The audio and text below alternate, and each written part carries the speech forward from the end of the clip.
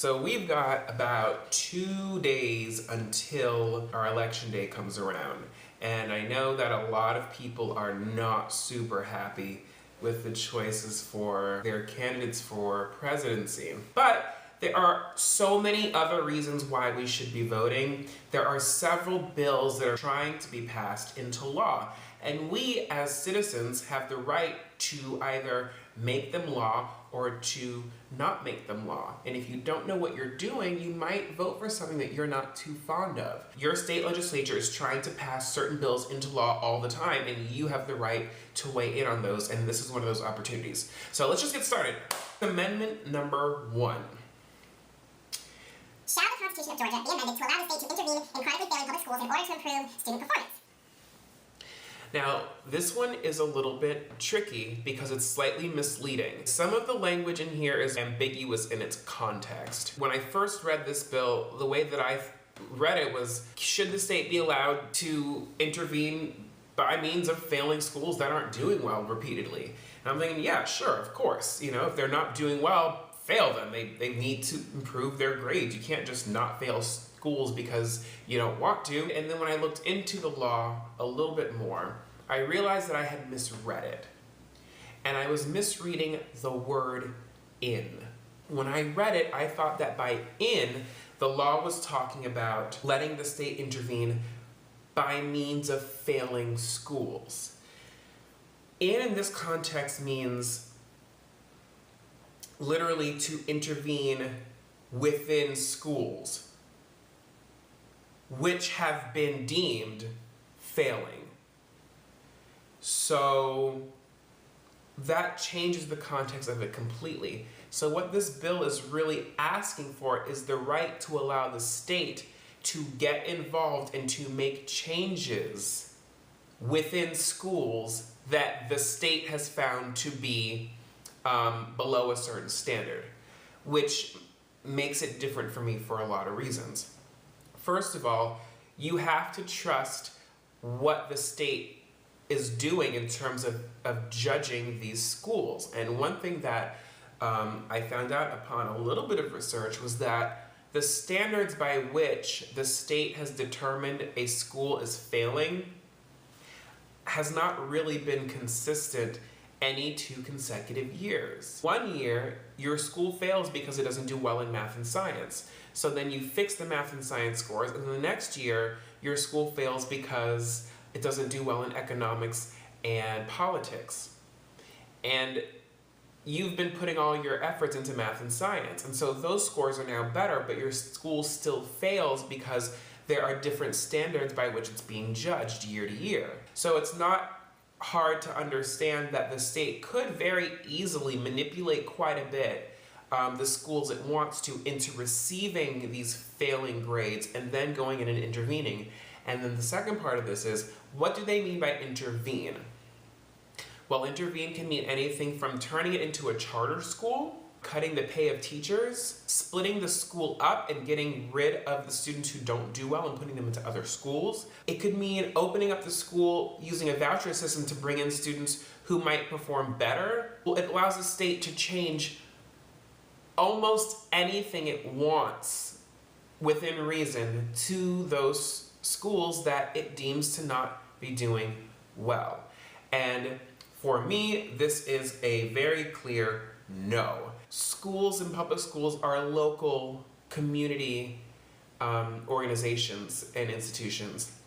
And the state, I just think, is a little bit too big to finely tune the inner workings of every single school in every single county and every single district that it feels isn't doing very well. I don't think that it's a state issue. I think we need to look at the local level. We need to look at the teachers, the PTA members, maybe the students' parents need to get more involved in the development of their own children.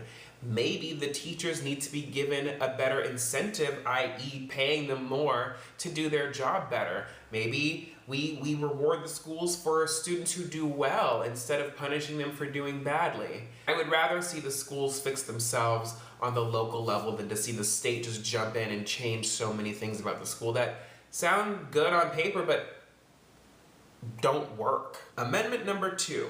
Okay, this one is strange. I didn't write this. I didn't make this up.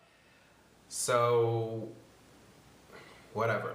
Shall the Constitution of Georgia be amended to allow additional penalties for criminal cases in which a person is adjudged guilty of keeping a place of prostitution, pimping, pandering by compulsion, solicitation of sodomy, masturbation for hire, trafficking of persons for sexual servitude, or sexual exploitation of children, and to allow assessments on adult entertainment establishments to fund the Safe Harbor for Sexually Exploited Children Fund to pay for care and rehabilitative and social services for individuals in the state who have been or may be sexually assaulted.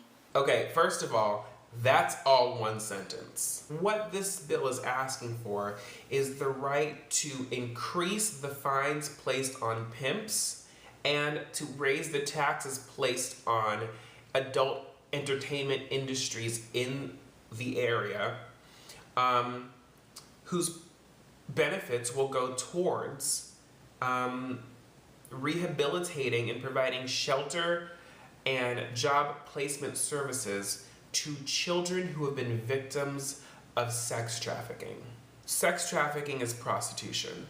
So we're trying to find a way to rehabilitate and give other options for children who are involved in prostitution by taxing adult entertainment industries. And with these things, you have to look at who these proposed bills will benefit and who they do not benefit. And as far as I can tell, this particular bill looks to help children who've been abused sexually in terms of being solicited. People who will oppose this bill have said things like, there's no connection between strip clubs and porn and children who exchange sexual favors for money. And, the reality is, yeah, there is, okay? I have never been a stripper. I've never worked in an adult industry. But I have, as a dancer, I've met many kinds of dancers: tap dancers, show dancers, music theater performers, ballet dancers, jazz dancers, hip-hop dancers, and exotic dancers. And I've talked to them at length and have heard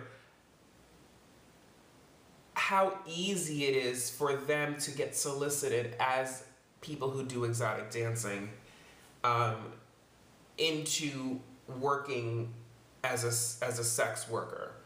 And I also know that many of them did begin working as adult entertainers or exotic dancers when they were still under the age of 18.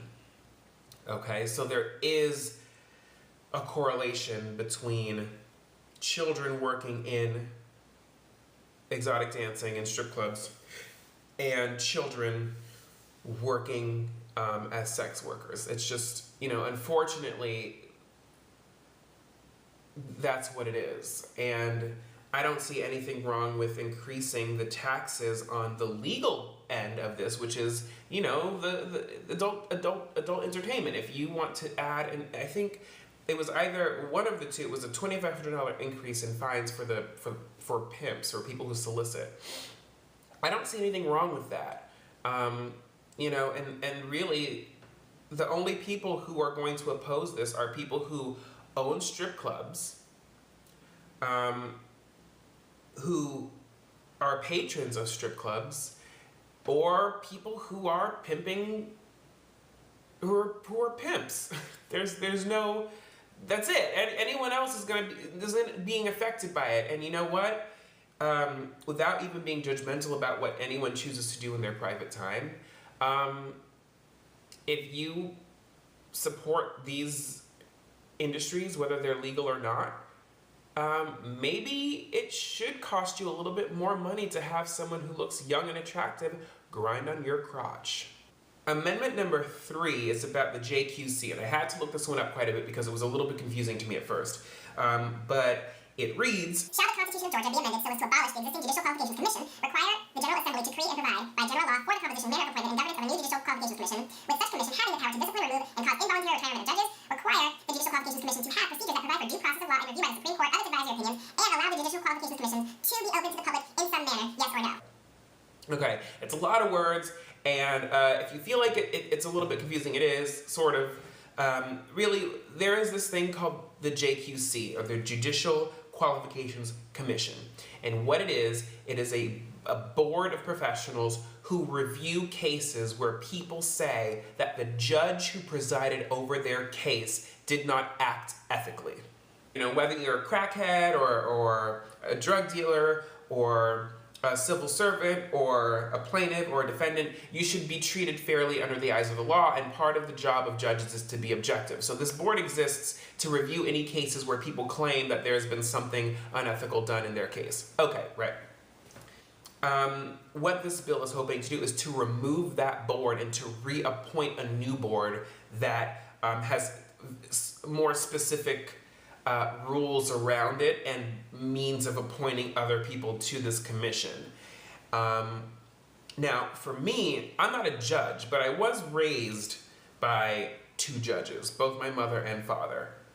And as someone who has a lot of respect for the legal profession, anyone who has the authority to preside over a legal proceeding should be conducting themselves with the highest ethical standards. It's their job to judge people in a court of law. They should not be open to reproach. I mean, this law benefits people who are judges or who are in the legal field and who are under review.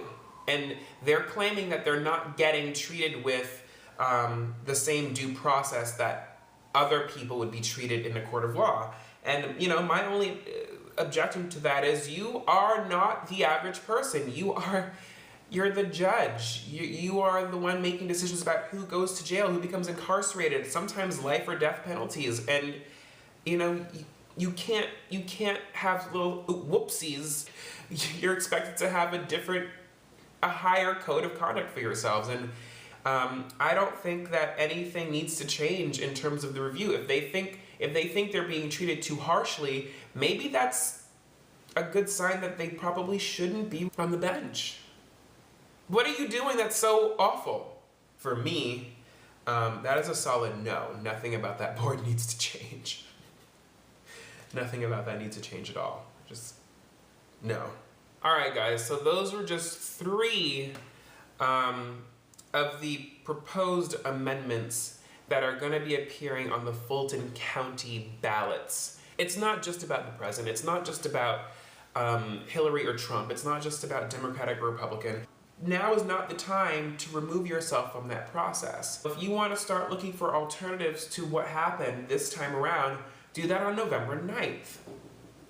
Go out and find your favorite candidates, whether they're Republican, Democratic, or Independent, or Libertarian, or Green Party, and start helping them create their own base. If you don't participate in the process, you're not going to change anything. Isn't that exactly why we're upset in the first place? That nothing has changed?